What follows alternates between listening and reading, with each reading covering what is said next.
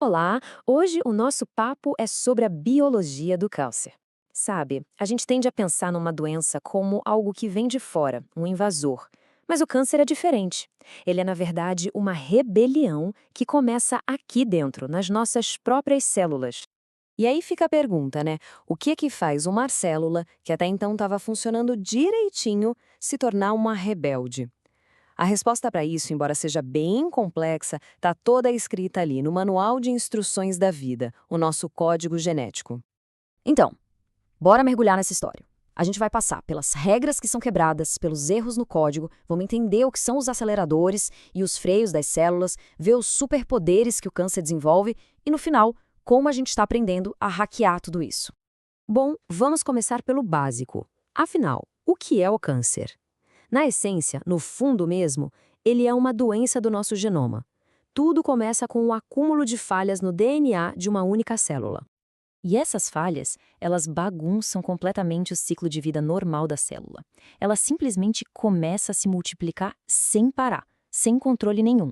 E pior, ela ganha a habilidade perigosíssima de invadir outros tecidos, que é o processo que a gente chama de metástase.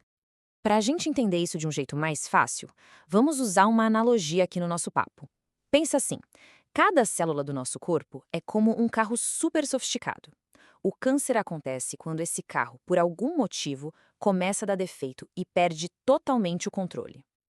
Ok, então a gente tem um carro descontrolado. Mas como é que esses erros se acumulam a ponto de causar esse caos todo? Um ponto crucial aqui é que o câncer não é algo que acontece do dia para a noite, sabe? É um processo gradual.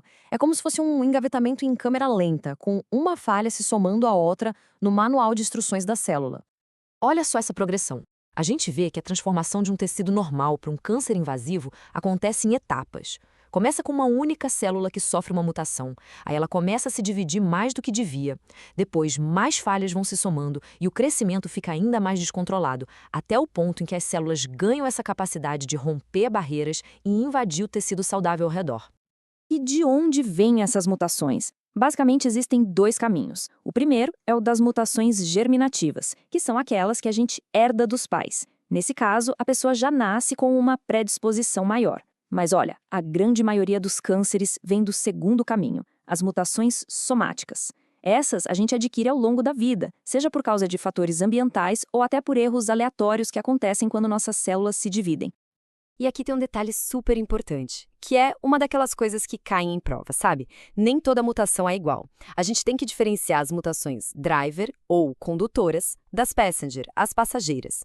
Pensa assim, as driver são as que realmente pisam no acelerador e empurram a célula para o caminho do câncer. As passenger estão ali só de carona, elas acontecem, mas não contribuem diretamente para a doença. E isso nos leva direto para o coração da história. A maioria dessas mutações driver, as que realmente importam, afeta dois tipos principais de genes. São eles que funcionam como os grandes controladores do crescimento da célula. O primeiro grupo são os proto-oncogenes. Voltando para a nossa analogia do carro, eles são o pedal do acelerador. A função normal deles é dar o sinal de vai, ou seja, dizer para a célula quando é hora de crescer e se dividir. O problema todo começa quando uma mutação causa o que a gente chama de ganho de função. Essa mutação transforma o proto-oncogene em um oncogene. E o que isso significa na prática? Significa que o acelerador do carro ficou preso, atolado no fundo. O resultado? A célula recebe um sinal constante para se dividir, sem parar. Mas todo carro precisa de freio, certo? Para fazer esse contraponto, existem os genes supressores de tumor. Eles são literalmente os genes da célula. A função deles é mandar o sinal de para, checar se há algum dano no DNA para consertar, ou, em último caso, iniciar a autodestruição da célula se o problema for muito sério. Então, o que acontece quando tem uma mutação nesses genes? É uma perda de função. É como se alguém fosse lá e cortasse os cabos de freio do carro. E aqui tem um ponto-chave. A gente herda duas cópias de cada gene, uma do pai e outra da mãe. Então, para a célula perder o controle de vez, os dois freios, as duas cópias do gene, precisam falhar. Então, vamos resumir essa ideia que é fundamental. De um lado, os oncogenes, acelerador preso. Uma única mutação de ganho de função já é suficiente para causar o problema. É um efeito dominante. Do outro lado, os genes supressores de tumor, os freios que falham. Aqui a gente precisa de uma mutação de perda de função nas duas cópias do gene. É um efeito recessivo. Essa combinação perigosa de acelerador no fundo e freio cortado que desregula todo o sistema. Imagina a cena. Um carro com o acelerador travado e sem nenhum freio. O resultado não é só velocidade descontrolada. A célula, nessa situação, começa a desenvolver habilidades novas, perigosíssimas, quase como superpoderes do mal. Essas habilidades são conhecidas como as marcas registradas do câncer. É uma lista impressionante. A célula aprende a gerar seus próprios sinais de crescimento, a ignorar os sinais de pare, a resistir à morte celular programada, ela se torna praticamente imortal. E não para por aí. Ela consegue induzir a formação de novos vasos sanguíneos para se alimentar e, o mais temido de tudo, ela ativa a capacidade de invasão e metástase.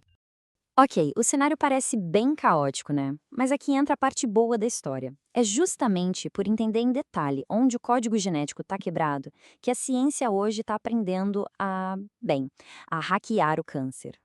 E esse conhecimento está gerando uma verdadeira revolução nos tratamentos. A gente está saindo de uma era de terapias mais brutas, digamos assim, como a quimioterapia, que atinge todas as células que se dividem rápido, e entrando na era das terapias-alvo. São medicamentos inteligentes, projetados para atacar especificamente as moléculas defeituosas que fazem o câncer crescer. Um exemplo clássico e fantástico disso é um medicamento chamado Gleevec. Ele foi desenhado para encontrar aquela proteína defeituosa gerada por um oncogene específico e simplesmente bloquear a ação dela. É como se fosse uma chave inteligente que consegue desligar só o acelerador que está preso sem mexer em mais nada no motor do carro.